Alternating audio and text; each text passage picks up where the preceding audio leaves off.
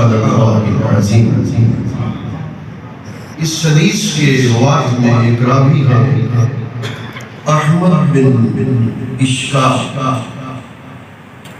اشکاق بفتح الحمزہ بھی پڑھ سکتے ہیں اور بکسر الحمزہ بھی پڑھ سکتے ہیں۔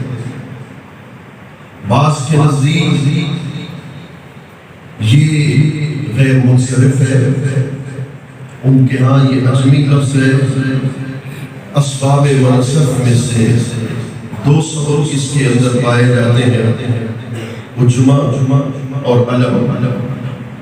بعض کے نزدیک اشکاق یا اشکاق یہ عربی لفظ ہے اور منصرف ہے۔ اشکاق یا اشکاق یہ اس کا لقب تھا اور ان کا نام بعض کے نزدیک مجمع تھا، بعض کے نزدیک معمر تھا، اور اس کی ان کی کنیت احمد ابو عبداللہ ہے۔ اور یہ حدیث پاک جو امام بخاری نے صحیح بخاری میں اختتام پر نقل کی ہے، اس سے پہلے بھی امام بخاری نے اس حدیث پاک کو کتاب الدعوات میں، النذور میں اور کتاب الایمان میں نقل فرمایا ہے۔ اور اس حدیث پاک کو امام بخاری کے علاوہ امام احمد بن حنبل نے، امام مسلم نے، امام ترمذی نے، امام نسائی نے، ابن ماجہ نے، ابن حبان نے بالکل اسی طریق سے اپنی کتب حدیث میں نقل کیا۔ اور امام بخاری نے جو حدیث کے صحیح بخاری کے اختتام پر جس حدیث کو نقل کیا، اس میں حبیبتان مقدم ہے اور خفیفتان مؤخر ہے۔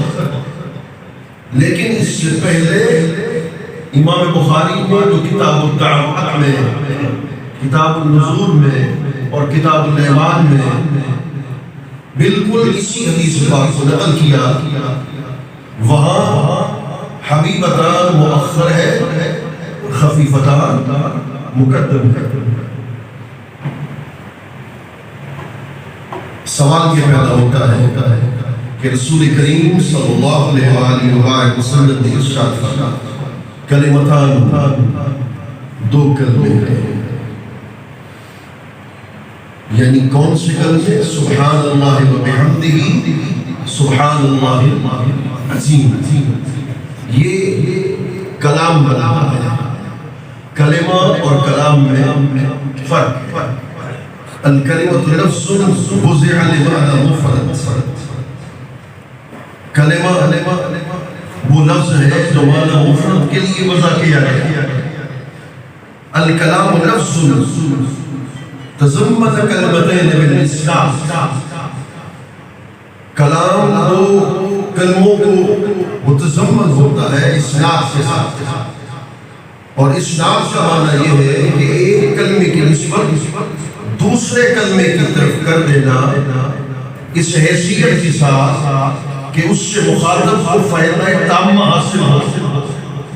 کلام کی اس تعریف سے یہ ثابت ہوتا ہے کہ سبحان اللہ و بحمدہ، سبحان اللہ العظیم یہ کلام ہے، کلمہ نہیں ہے۔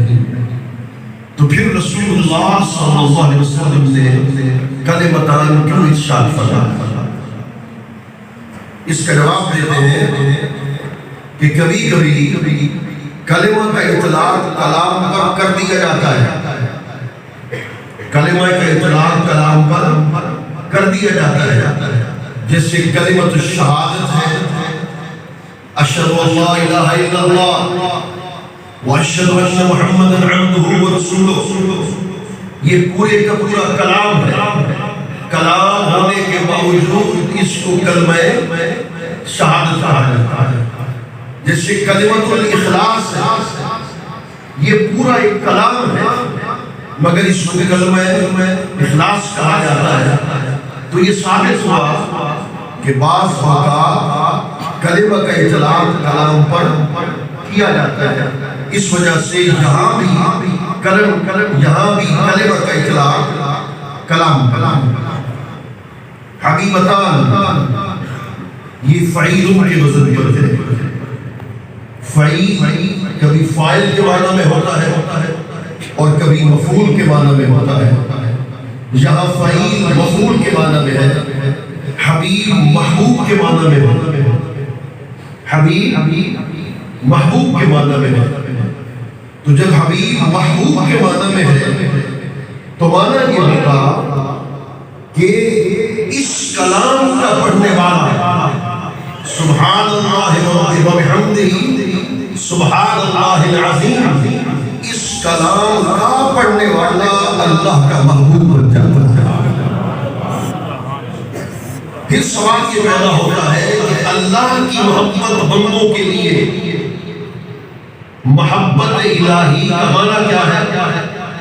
کہ جب ہم یہ ثابت کرنے کی کوشش کرتے ہیں کہ اللہ فلاں بندے سے محبت کرتا ہے تو محبت کا معنی کیا ہے؟ وہ فرماتے ہیں اللہ تعالیٰ کا خیر پہنچانے کا ارادہ کرنا، اللہ کا بندوں کی طرف خیر پہنچانے کا ارادہ کرنا اور اس کی تکریم کرنا، یہ اللہ کا بندوں سے محبت کرنے کا معنی ہے۔ تو حبیبتان یہ فعیل کے وزن پر ہے اور یہاں مفعول کے معنی میں ہے اور وہ معنی محبوب کے ہے۔ اس کی کتاب پر اعتراض کیا جاتا ہے کہ حبیبتان یہ تائے تانیث کیوں لکھا ہے؟ جبکہ فعیل جب مفعول کے معنی میں ہو تو تذکیر و تانیث میں برابر ہوگا۔ جب تذکیر و تانیث میں برابر ہے تو تائے تانیث لانے کی کیا ضرورت تھی؟ اس کا جواب دیتے ہیں تذکیر و تانیث میں برابر ہونا یہ واجب نہیں بلکہ جائز ہے۔ کلمہ جب مفرد ہوگا تو اس وقت تذکیر و تانیث میں برابری واجب ہوگی، لیکن کلمہ جب تثنیہ ہوگا تو اس وقت تذکیر و تانیث میں برابر ہونا جائز ہوگا۔ جب تذکیر و تانیث میں برابر ہونا جائز تھا تو اس نسبت کے ساتھ کلمتان میں تائے تانیث کو لے جائے۔ اس کا دوسرا جواب ہے کہ کلمتان میں تائے تانیث کی نہیں ہے۔ کلمتان میں تا یہ اسمیت کی تا ہے۔ اسمیت کی تا کس کو کہتے ہیں؟ کہ جب وصفیت کو اسمیت کی طرف منتقل کرنا ہوتا ہے، جب وصف کو اسم کی طرف منتقل کرنا ہوتا ہے تو اس وقت تا کو لایا جاتا ہے، اس تا کو تائے اسمیت کا نام دیا جاتا ہے۔ ہم پڑھتے ہیں کہ تا کی 8 اقسام ہیں۔ تا کی کتنی اقسام ہیں؟ 8 اقسام ہیں۔ ایک وحدت کی تا ہوتی ہے جیسے تمرتن، ایک کھجور، یا پھر کہا جاتا ہے درتن، ایک اوٹی۔ ایک مصدریت کی تا ہوتی ہے جیسے فاعلیت، مفعولیت، فاعلیت میں تا، مفعولیت میں تا، یہ مصدریت کی تا ہے۔ ایک مبالغہ کی تا ہوتی ہے جیسے علامتن، علامتن میں تا، یہ مبالغہ کی تا ہے۔ اس تا میں علام کی بنسبت زیادہ مبالغہ ہے، اس کو تائے مبالغہ کا نام دیا جاتا ہے۔ اور ایک تا عوض کی تا ہوتی ہے جیسے عدت درس البعد کا واو بحث کر کے اس کی عوض میں تا کو لے آئے تو وہ کیا بنا؟ عدت بنا۔ اس کو تائے عوض کا نام دیا جاتا ہے۔ اور ایک تا زائدہ ہوتی ہے جیسے حجارتن کی تا تائے زائدہ ہے، اور ایک تا تذکیر کی تا ہوتی ہے جیسے ثلاثۃ الرجال، سلاست رجال، یہاں سلاسہ میں جو تا ہے وہ تصویر کی تا ہے، ایک تا تانیث کی تا ہوتی ہے جیسے داربتوں، اس میں تا تانیث کی تا ہے، اور اس کی جو آخری قسم ہے تا کی 8ویں قسم وہ تا اسمیت کی تا ہے۔ اسمیت کی تا سے کیا مراد ہے کہ کسی وصف کو اسم بنانے کے لیے تا کو لایا جاتا ہے تو اس کو اسمیت کی تا کہا جاتا ہے۔ تو کلمتان میں یہ تا اسمیت کی تا ہے کہ وصفیت کو اسمیت کی طرف منتقل کرنے کے لیے یہاں تا کو لایا۔ حبیبتان الی الرحمن، محبوب ہیں یہ دونوں کلمے، سبحان اللہ و بحمدہ، سبحان اللہ العظیم۔ الی الرحمن، رحمان، یہ دو کلمے رحمان کو محبوب ہیں۔ سوال یہ پیدا ہوتا ہے کہ اسماء حسنہ کو کثیر تھے، یہاں جواب کا ذکر کر دیتے کہ حبیبتان الی الجبار، یہاں رزاق کا ذکر کر دیتے، یہاں مالک کا ذکر کر دیتے، تو اس حدیث پاک میں رحمان کو خاص کیوں کیا؟ اللہ کی اسماء حسنہ میں رحمان کے اختصاص کی کیا وجہ ہے اس حدیث پاک میں؟ تو جواب دیتے ہیں، اور وہ جواب بڑا ایمان فروز ہے۔ جواب دیتے ہیں کہ اس حدیث پاک میں اللہ کی رحمت کی وسعت کا بیان کرنا تھا، اللہ کی رحمت کی وسعت کا بیان کرنا تھا، اس حیثیت کے اعتبار سے کہ عمل کثیر ہوگا مگر جواب اس کا عمل کثیر ہوگا مگر اس کی جزا ثواب کے لحاظ سے کثیر ہوگی۔ عمل کثیر ہوگا مگر اس کی جزا میزان پر ثواب کے لحاظ سے کثیر ہوگی۔ یہ اللہ کی رحمت کی وسعت ہے، اس کی وسعت کا اظہار ہے کہ عمل قلیل ہو اور خدا کی قدرت سے اس کا جزا کثیر عطا فرمائے۔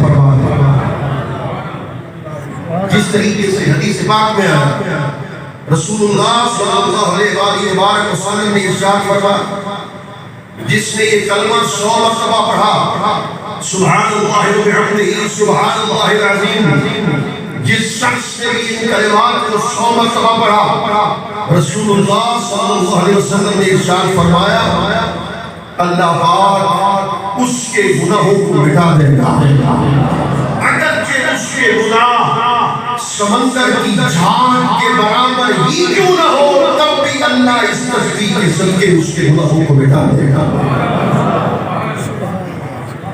یعنی عمل کثیر ہے، سبحان اللہ و بحمدہ، سبحان اللہ العظیم، مگر اس کا ثواب کیا ہے؟ کثیر ہے۔ اسی طریقے سے دوسری حدیث پاک میں آتا ہے جس کو کنز العمال میں نقل کیا گیا، رسول کریم صلی اللہ علیہ وآلہ وسلم نے ارشاد فرمایا کہ اللہ رب العزت کرم کرتا ہے جب بندہ کہتا ہے سبحان اللہ و بحمدہ، سبحان اللہ العظیم، تو اللہ فرماتے ہیں ہاں میں ہی سبحان ہوں، تو اللہ کہتا ہے ہاں میں ہی سبحان ہوں اور میری ہی حمد ہے۔ اور جب بندہ یہ تسبیح کر کے بیٹھتا ہے، کہتا ہے سبحان اللہ وبحمدہ، سبحان اللہ العظیم، جب یہ تسبیح کر کے ابھی بیٹھتا ہے تو اللہ فرماتا ہے کہ اس تسبیح کے بعد میرا بندہ جو بھی سوال کر دے اس کو وہی عطا کر دوں گا۔ لیکن اگر بندہ سوال نہ کرے، لیکن اگر بندہ اس تسبیح کے پڑھنے کے بعد سوال نہ کرے بلکہ خاموش رہے، تو اللہ رب العزت ارشاد فرماتے ہیں اس کو اتنا اجر دوں گا جس میں کوئی شمار نہیں ہوگا۔ قرآن مجید میں اللہ رب العزت نے ارشاد فرمایا المال والبنون زینۃ الحیات الدنیا والباقیات الصالحات۔ حضرت عبداللہ ابن عباس رضی اللہ عنہ نے ارشاد فرمایا والباقیات الصالحات سے کیا مراد ہے؟ والباقیات الصالحات سے مراد سبحان اللہ و بحمدہ سبحان اللہ العظیم. تو یہ خفیفت اس میں اللہ کی رحمت کا اظہار تھا. چونکہ اللہ کی رحمت کا اظہار تھا تو اللہ کی رحمت کے وسعت کے اظہار کے لیے اسماء حسنہ میں سے اس کے اسم رحمان کو خاص کیا گیا. آگے فرماتے ہیں خفیفتان علی اللسان، یہ زبان پر پڑھنے میں ہلکے ہیں، زبان پر پڑھنے میں ہلکے ہیں. اس پہ اشارہ ہے قلت کلام کا. ہلکے کس اعتبار سے ہے کہ کلام کیا ہے؟ قلیل ہے. ہلکے اس اعتبار کے ساتھ ہے کہ اس کے حروف کیا ہے؟ قلیل ہے. اور شیخ طیبی نے بڑے حسین بات ارشاد فرمائی. انہوں نے فرمایا کہ خفیفتان رسول اللہ صلی اللہ علیہ وسلم نے کیوں پڑھی؟ شیخ فرماتے ہیں اس کی وجہ یہ ہے کہ چونکہ یہ دو کلمے سبحان اللہ و بحمدہ سبحان اللہ العظیم یہ زبان پر جاری ہونے میں آسان ہے، جاری ہونے میں آسان ہے. لہذا اس تشبیہ اور اس استعارہ کی بنیاد پر رسول اللہ نے خفیفتان ارشاد فرمایا. یہ دو کلمے زبان پر جاری ہونے میں آسان ہے. اور ہم احکام تکلیفیہ کو اگر ہم دیکھیں، یہ بات بڑی قابل توجہ ہے، ہم احکام تکلیفیہ کو دیکھتے ہیں تو اس میں صعوبت ہے، اس میں مشقت ہے. نماز میں بھی مشقت ہے، روزے میں بھی مشقت ہے. اسی طریقے سے حج کے اندر بھی کیا ہے؟ مشقت ہے. مگر اس تسبیح کو جو ہم پڑھتے ہیں یہ تسبیح کا پڑھنا بھی آسان ہے، عمل بھی قلیل ہے، مگر اس کا ثواب بھی عظیم ہے.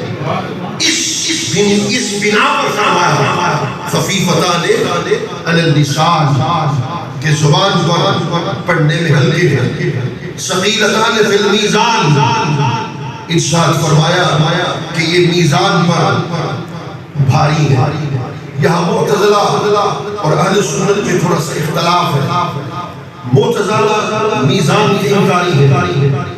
معتزلہ یہ کہتے ہیں، دلیل یہ دیتے ہیں کہ قیامت کے دن بنی آدم کے کسی عمل کا وزن نہیں کیا جائے گا.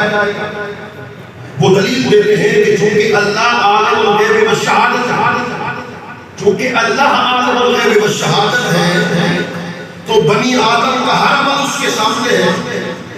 جب بنی آدم کا ہر عمل اس کے علم میں ہے تو اس کو میزان پر وزن کرنے کی ضرورت ہے. لیکن اہل سنت وجماعت کے ہاں میزان پر عقیدہ رکھنا واجب ہے. میں آمد الناس سے گزارش کروں گا کہ اس سورے کو بڑی توجہ کے ساتھ سنیں گے. ہم اہل سنت کے نزدیک میزان پر عقیدہ رکھنا کہ ہر بنی آدمی کا عمل میزان پر وزن کیا جائے گا، اس پر عقیدہ رکھنا واجب ہے. اس اعتبار کے ساتھ کہ ہر بنی آدم کا عمل مثالی صورت میں سامنے پیش کیا جائے گا. کسی نے کوئی نیکی کی تھی تو صورت مثالی میں اس بندے کے سامنے پیش کر دی جائے گی. کسی نے کوئی گناہ کیا تھا تو صورت مثالی میں اس بندے کے سامنے پیش کیا جائے گا تاکہ بندہ بھی اپنے عمل کا انکار نہ کر سکے اور خدا بھی اور اللہ رب العزت بھی اپنے میزان پر اپنی برہان کو قائم کر سکے. اسی طریقے سے فرمایا ثقیلتان فی المیزان، یہ میزان پر بھاری ہے. اور وہ دو کلمے کیا ہے؟ سبحان اللہ و بحمدہ سبحان اللہ العظیم. یہاں طلباء بڑی توجہ کے ساتھ اس بات کو سنیں گے. کلمتان حبیبتان الی الرحمن خفیفتان علی اللسان ثقیلتان فی المیزان. یہ خبر مقدم ہے، یہ خبر مقدم ہے. سبحان اللہ و بحمدہ سبحان اللہ العظیم یہ مبتدا مؤخر، یہ مبتدا. سوال یہ پیدا ہوتا ہے حدیث پاک میں خبر کو مقدم کیوں رکھا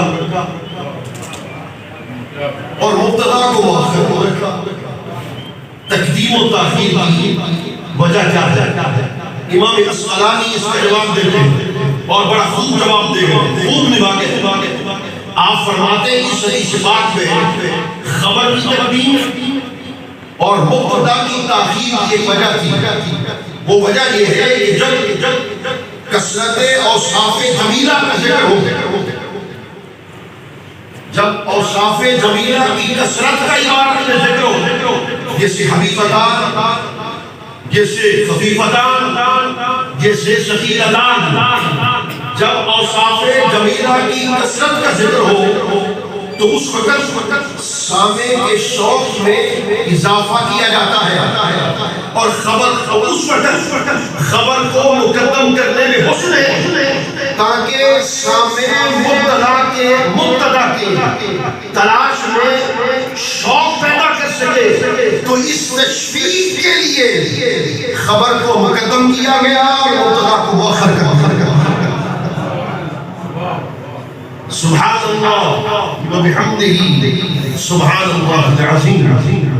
یہ سبحان اللہ یہ تسبیح کا علم ہے. علم کی دو قسمیں ہیں، علم کی دو قسمیں ہیں. ایک علم شخصی ہے، ایک علم جنسی ہے. اور یہ علم جنسی کبھی عین کے لیے آتا ہے اور کبھی معنی کے لیے آتا ہے. یہاں سبحان علم جنسی ہے جو معنی کے لیے آیا. پھر سوال پیدا ہوتا ہے، بڑی توجہ کے ساتھ طلباء نے سنا. پھر سوال پیدا ہوتا ہے کہ سبحان کو آپ نے علم قرار دیا.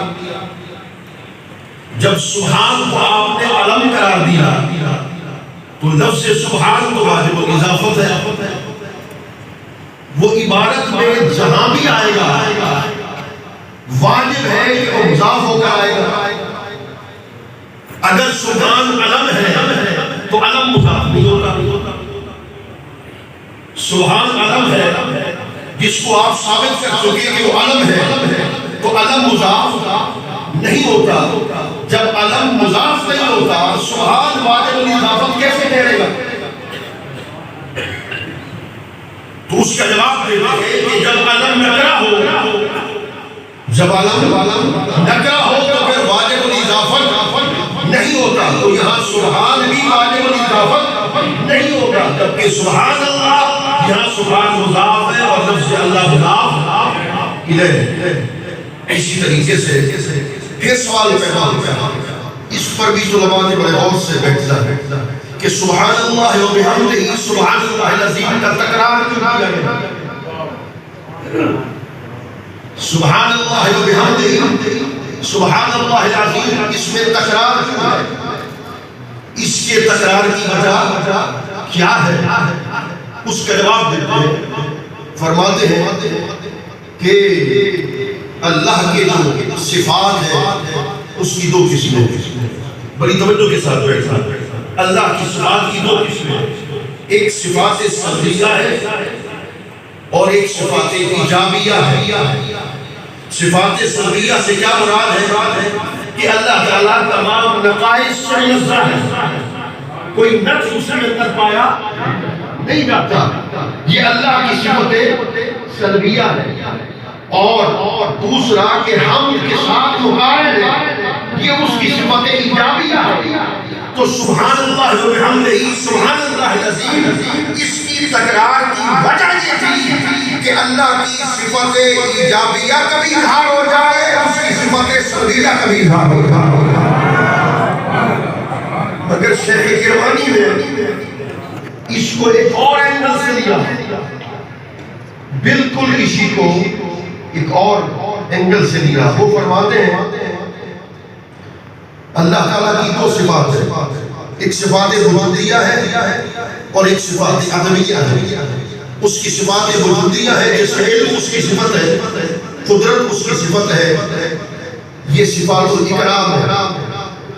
صفات وجودیہ بولیے صفات وجودیہ صفات الاکرام ہے۔ دوسری صفت اللہ تعالیٰ کی جو صفات ہے وہ صفات عدمیہ ہے، اس پر بھی توجہ کرنا۔ دوسری صفت اللہ تعالیٰ کی وہ صفات عدمیہ ہے، جیسے لا شریک لہ، اس کا کوئی شریک نہیں، اس کا شریک معلوم ہے، اس کا شریک کیا ہے؟ معدوم ہے۔ تو اس کی صفات عدمیہ میں سے ہوگا، جیسا کہ کہا جاتا ہے لا مثل لہ، اس کا کوئی مثیل نہیں، اس کی کوئی مثال نہیں، یہ بھی صفات عدمیہ میں سے ہے کہ اس کا مثیل معدوم ہے، اس کا مثیل کیا ہے؟ معدوم ہے۔ اور اسی طریقے سے جو صفات عدمیہ ہے یہ صفات جلالیہ ہے۔ پھر میں آپ سے بتانا چاہتا ہوں جو صفات وجودیہ ہے وہ صفات الاکرام ہے، اور جو صفات عدمیہ ہے وہ صفات جلالیہ ہے۔ وہ کہہ بولیے صفات جلالیہ ہے۔ اب دیکھیں سبحان اللہ، بڑی توجہ کے ساتھ سننا، سبحان اللہ میں اشارہ ہے صفات جلالیہ کی طرف کہ اس میں کوئی نقص نہیں، اس میں کوئی عیب نہیں، وہ تمام نقائص سے منزہ ہے، تمام نقائص سے کیا ہے؟ مبرہ ہے۔ اس میں صفات جلالیہ صفات عدمیہ ہے، اور تحمیل میں صفات وجودیہ ہے، تحمیل میں صفات وجودیہ ہے، یہ صفات الاکرام ہے۔ اب اپنے طلباء جو میرے بیٹوں کی حیثیت سے رکھتے ہیں، اس پوری بحث کا نچوڑ اس عبارت میں ہوگا، دو اقسام، صفات الاکرام اور صفات جلالیہ۔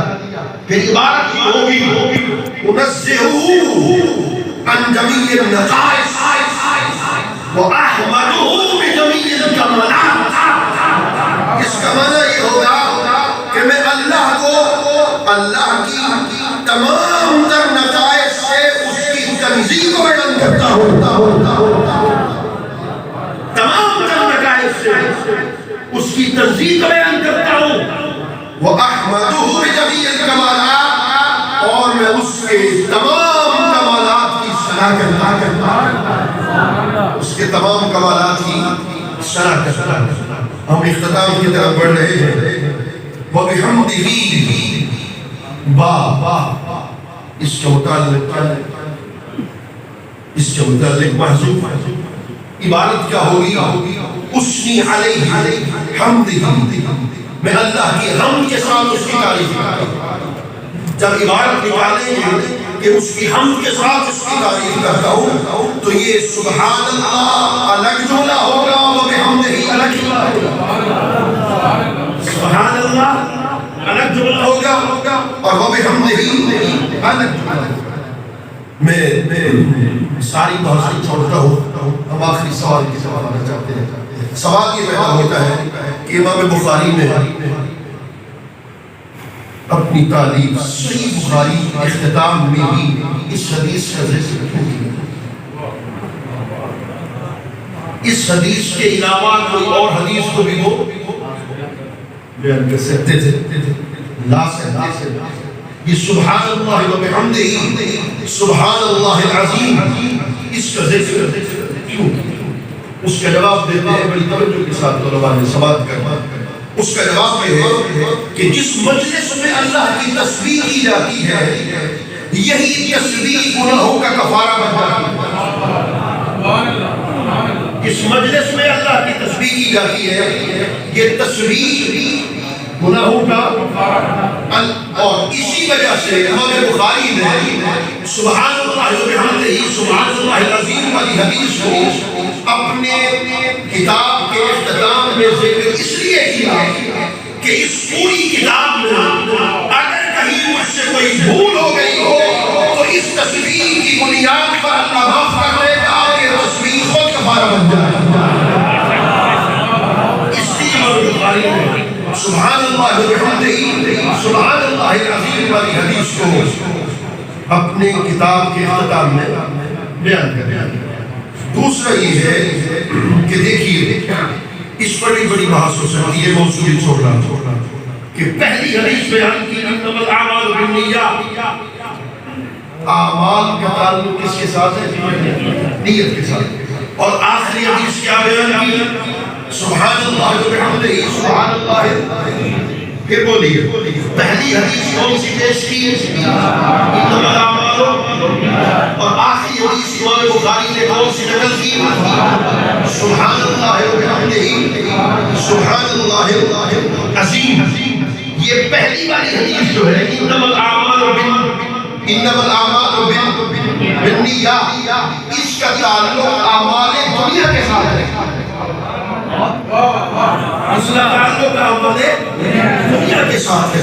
اور سبحان اللہ وبحمدہ سبحان اللہ العظیم، اس کا تعلق اجر و ثواب کے اعتبار کے ساتھ میزان پر عالم آخرت کے ساتھ ہے، کیونکہ اعمال کا تعلق عالم دنیا کے ساتھ تھا اور میزان کا تعلق عالم آخرت کے ساتھ ہے۔